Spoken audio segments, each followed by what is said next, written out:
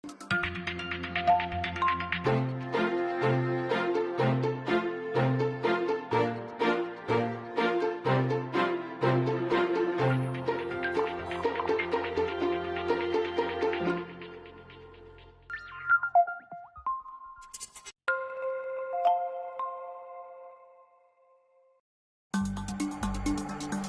son lo mismo los tipos de interés que tipos interesantes, aunque eso no significa que esa historia no tenga también su interés.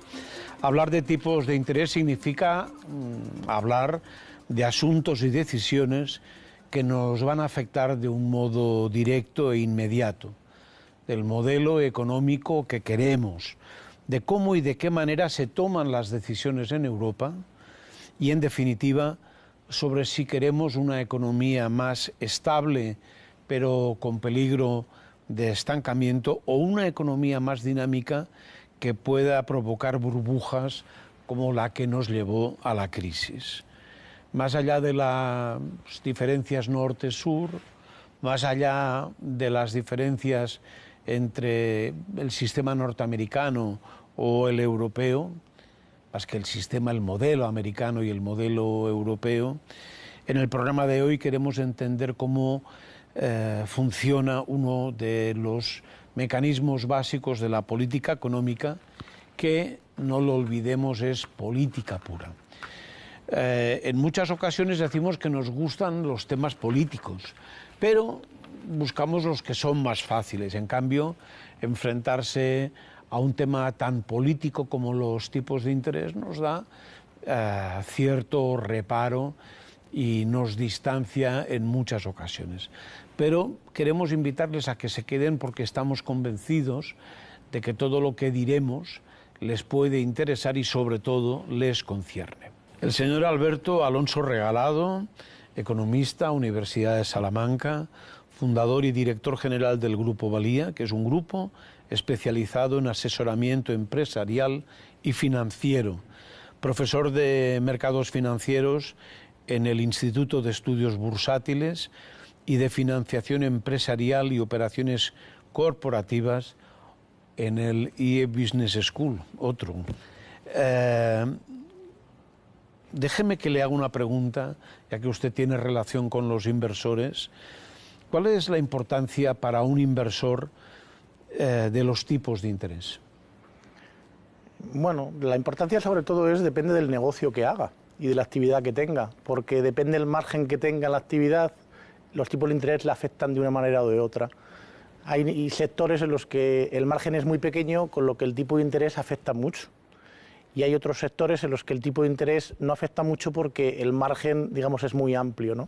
También es importante ver cómo es su fondo de maniobra y su periodo medio de cobro, es decir, si cobra antes que paga, o cómo es su ciclo financieramente de cobros y pagos. Entonces, dependiendo de eso, los tipos de interés son más importantes o menos importantes. Está claro que las empresas españolas tienen un nivel de endeudamiento alto y los tipos de interés en general, las empresas españolas, es una cuestión muy relevante.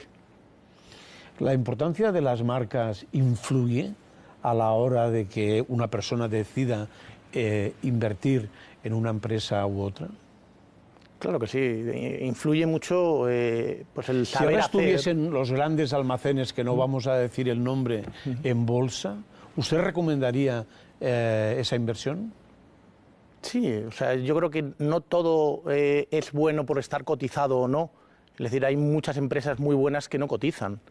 Y hay muchos empresarios aquí en España que prefieren no cotizar. Cotizar también conlleva una presión en el día a día de la empresa a veces, ¿no? Entonces es verdad que hay muchas empresas familiares también en nuestro país que no cotizan y que tienen negocios extraordinariamente buenos. Ya que usted hace de consultor y asesora a muchas empresas y a muchas personas, yo lo que sí le pediría es que me hiciese usted, así como va de soi, una predicción de lo que cree usted que va a pasar inmediatamente en los próximos meses. Bueno, sobre los tipos de interés está claro que en Europa no van a subir. Hay una presión muy fuerte para que no suban, sobre todo de Italia y de España. No olvidemos que Italia y España tienen un nivel de deuda muy alto y eso presiona que en Europa no pueda haber subidas de tipos, independientemente ya de que tampoco hay una presión en precios ahora mismo como para que haya subida de tipos, ¿no? Pero una subida de tipos, tengamos en cuenta que un 1% de subida de tipos aquí en España, en la deuda de la administración son 11.000 millones, en las empresas son unos 9.000 y en los hogares son unos 7.000 millones. Entonces, una subida de tipos afecta mucho en el día a día, ¿no? Entonces, nosotros creemos que aquí en Europa los tipos de interés, por lo menos hasta la segunda parte de 2019, no van a subir, ¿no? En Estados Unidos sí, porque en Estados Unidos están en otro momento del ciclo y también su actitud hacia la economía es diferente. Hay que tener en cuenta que nosotros estamos inmersos en una deflación profunda. ¿Por qué? Porque si hemos emitido tantos billetes nuevos, hemos hecho una política monetaria tan expansiva y no hay inflación, es porque estábamos sentados en una deflación muy grande.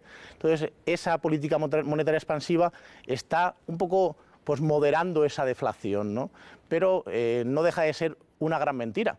Esa política monetaria expansiva, los bancos centrales han multiplicado por 4 su balance desde la crisis y eso conlleva a que Europa pues bueno, va a tardar en subir tipos. Entre las presiones políticas y que todavía hay una cierta deflación detrás, esperamos que los tipos de interés en Europa todavía tarden en subir pues seguramente un año o un año y medio. El crecimiento de una economía afectan 3 cosas, que son productividad, población y crédito.